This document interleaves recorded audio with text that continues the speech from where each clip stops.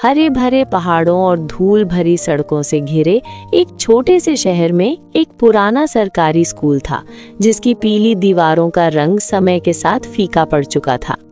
हर सुबह अलग अलग परिवारों और पृष्ठभूमियों से आने वाले बच्चों की हंसी, शोर और सपनों से स्कूल भर जाता था। उसी स्कूल में एक शिक्षिका थी, ग्रेस डैनियल। वो प्रसिद्ध नहीं थी, उन्होंने कभी किसी पर अपने विश्वास को थोपने की कोशिश नहीं की, लेकिन फिर भी सबको उनमें कुछ अलग दिखाई देता था। उन्हें हर छात्र का नाम याद रहता था। जो बच्चे पढ़ाई में पीछे रह जाते, उनके लिए वह स्कूल के बाद भी रुक जाती। अगर कोई अपना खाना भूल जाता तो किसी न किसी तरह उनके पास अतिरिक्त खाना होता। अगर कोई रोता तो वह सुनती। अगर कोई असफल होता तो वह धीरे से कहती, तुम्हारी कहानी अभी खत्म नहीं हुई है। कई लोग सोचते थे, इतना धैर्य उन्हें कहाँ से मिलता है।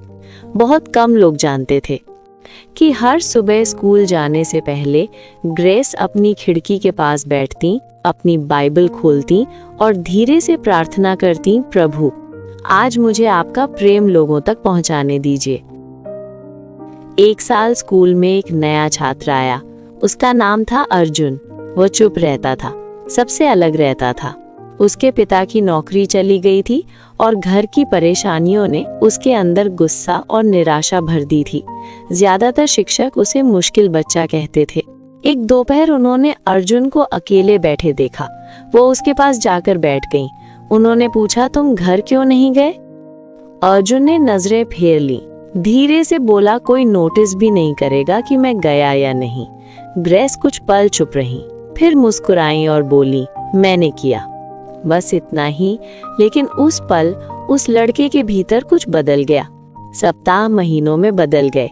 ग्रेस ने कभी कक्षा में धर्म की बातें नहीं की, लेकिन उनका जीवन अलग था। वो ईमानदारी सिखाती थी। वो बच्चों को याद दिलाती थी कि जो पीछे छूट गए हैं उनका भी ध्यान रखना चाहिए।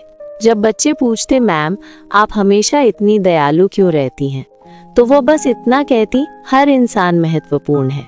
फिर एक दिन सब बदल गया। किसी ने शिकायत दर्ज कर दी। आरोप लगाया गया कि वो स्कूल में धर्म फैला रही हैं। अफवाहें फैलने लगी। माता पिता आपस में बातें करने लगे। लोग उन बातों को सच मानने लगे जो उन्होंने कभी देखी भी नहीं थी। स्कूल प्रशासन ने उन्हें बुलाया। पूछा गया, क्या आपने अपने विश्वास के बारे में बच्चों से बात की?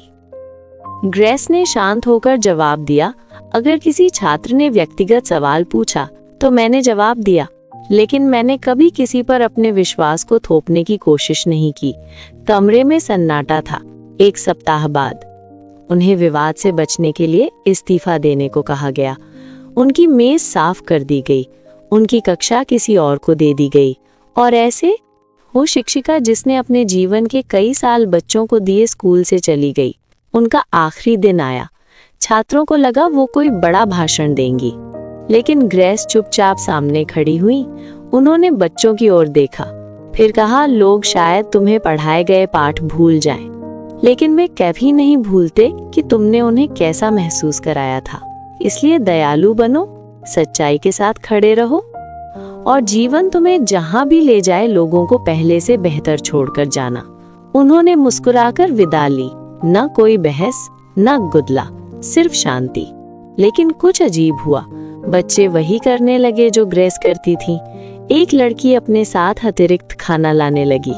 कुछ लड़के बिना कहे कक्षा साफ करने लगे। जो बच्चे पहले दूसरों का मजाक उड़ाते थे, अब उनकी मदद करने लगे। शिक्षकों ने देखा दयालुता फैल रही थी। किसी ने योजना नहीं बनाई, लेकिन वो बढ़ती गई। सालों बाद एक युवा मंच पर खड़ा था। उसे शिक्षक बनने के लिए सम्मान दिया जा रहा था। अपने भाषण में उसने कहा, जब मैं छोटा था मुझे लगता था कि किसी को फर्क नहीं पड़ता कि मैं हूं भी या नहीं। फिर एक शिक्षिका ने मुझे देखा। उन्होंने कभी प्रचार नहीं किया, उन्होंने बस मुझे दिखाया कि प्रेम कैसा दिखता है, और उसी ने मेरी जिंदगी बदल दी। कार्यक्रम के बाद उसने ग्रेस को ढूंढा। वो अपने मोहल्ले में बच्चों को पढ़ा रही थी। अर्जुन मुस्कुराया और बोला, आपको लगा आपकी आवाज को चुप करा दिया गया, लेकिन आपका जीवन बोलता रहा। ग्रेस की आंखें भर आईं। उन्होंने धीरे से कहा, प्रेम का कोई भी कार्य कभी व्यर्थ नहीं जाता। विश्वास हमेशा ऊंची आवाज में नहीं दिखता। कई बार वह दयालुता, धैर्य, साहस और इस बात में दिखाई देता है कि हम लोगों के साथ कैसा व्यवहार करते हैं, खासकर तब जब कोई हमें देख नहीं रहा होता। और कभी-कभी जब आवाजें चुप करा दी जाती हैं, तब भी प्रेम उन जीवनों के माध्यम से बोलता रहता है जिन्हें उसने छुआ होता है।